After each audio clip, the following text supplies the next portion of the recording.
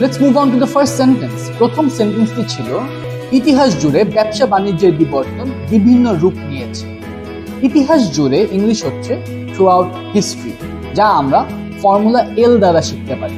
বাক্যের শেষ শব্দটি হচ্ছে নিয়েছে। নিয়েছে ধরে কাজ করা বোঝায়, সো ইটস আ ভার্ব। তার মানে এটা লেসন 3 এর বাক্য। এন্ড ফর্মুলাটি হবে আই হ্যাভ ডান। কেন আই হ্যাভ ডান হচ্ছে?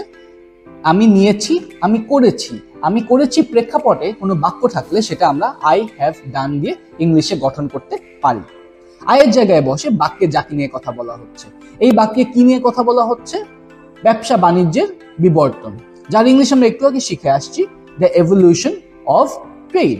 সো এটা বসতেছে আয়ের জায়গায়। বাকি থাকে হ্যাভ ডান।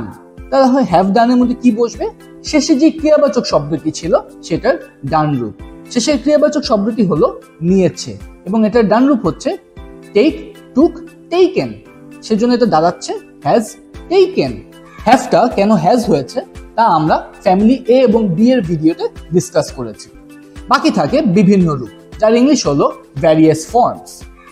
সো সেন্টেন্সটি দাঁড়াচ্ছে ইতিহাস জুড়ে ব্যবসা বাণিজ্যের বিবর্তন বিভিন্ন রূপ নিয়েছে, হয়ে গেল throughout history the evolution of trade has taken various forms.